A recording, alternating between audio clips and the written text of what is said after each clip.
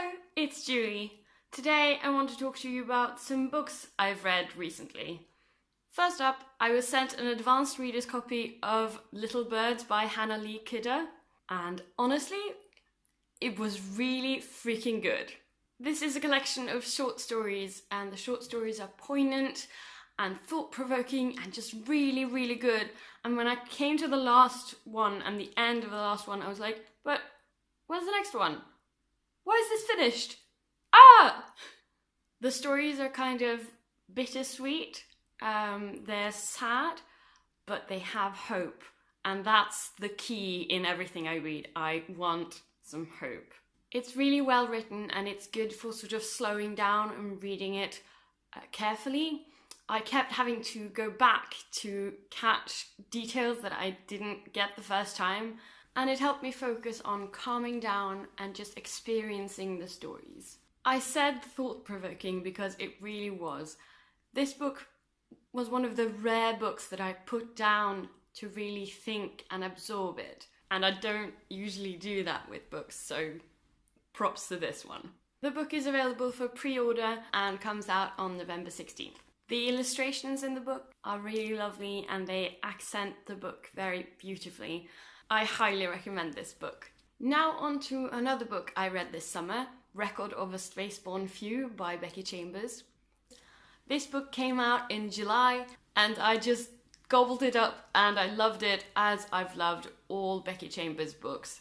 So this book is set in the same universe as her previous books on the Exodus fleet. So we follow a few characters on the Exodus fleet and you get her vision of how humanity would live on a fleet in the middle of space. And it's really, really fascinating, especially the thought of everything having to be recycled, because of course you're living in a vacuum. So you have to be careful with everything, and that's just a part of the culture.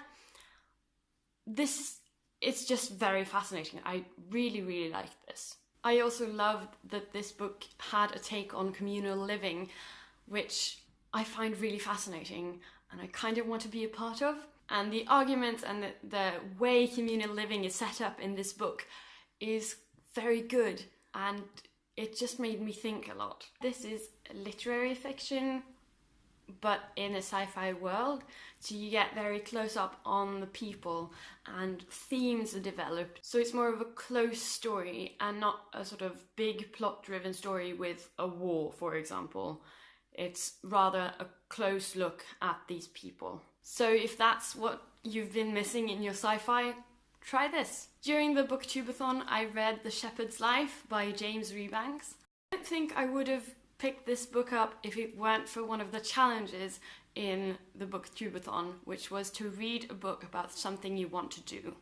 I have a kind of far-fetched dream to be a farmer, or at least to farm something, and this guy is obviously a shepherd. And this memoir just turned out to be everything I wanted. There's beautiful landscape, there's history, there's sheep, and the story of the landscape in the Lake District and the history of farming there, and the history of this man, so his life and his forefathers' lives on farms in the Lake District. So it's just like how you live in a touristy place but you belong there and you're not a tourist, and how do you deal with the tourists and how they view the land versus how you view the land and your love for it. And it was really, really fascinating, and now I want to visit even more and become one of those irritating tourists, and it's kind of stupid. What I really am stuck with at the end of reading this is a huge respect for those people who get up early in the morning, get the job done, keep the landscape living, and just love it. I'm so impressed, and I love that I read this and have a window into that life now.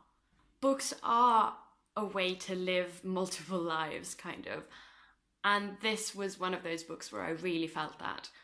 I could step into another person's perspective and get their take on life. And it was amazing. In the past few months, I've read the entire Binti Trilogy by Nnedi Okorafor.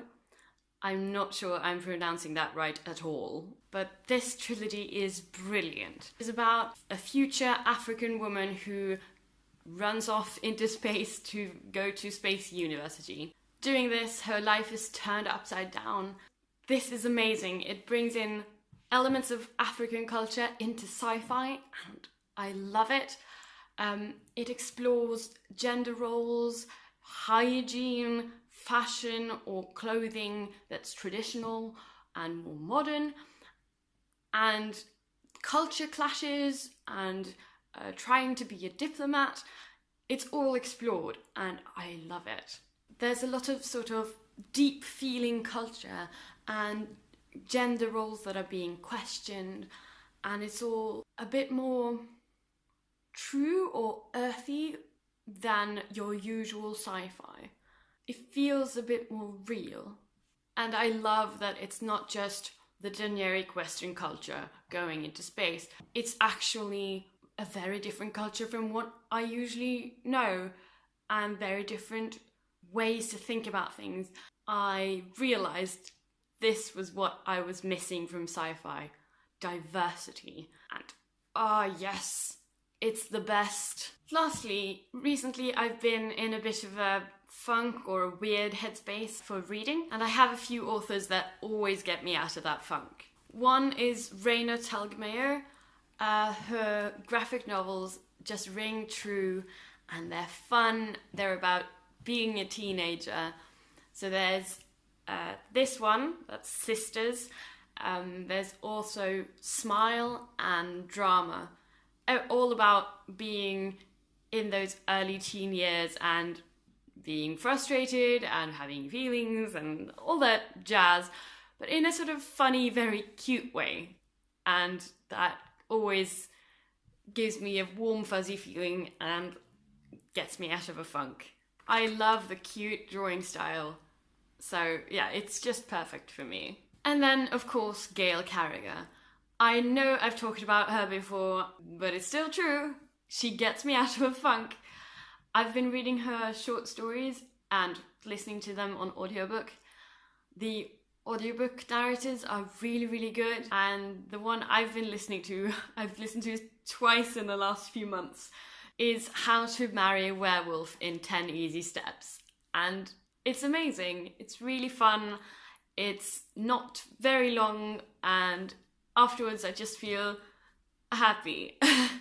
So those are my tips if you just don't know what to read and you're feeling a little bit down or in a funk. Pick up one of those, and the silly hats in Gail Carriger and the very relatable, funny things that happen in Raina Telgemeier's books will cheer you right up. So that was all for today. Before I go, I just wanted to show you my t-shirt that says "Books Turn Muggles into Wizards." It's from the Harry Potter Alliance and I love it. I'll see you next time. How there.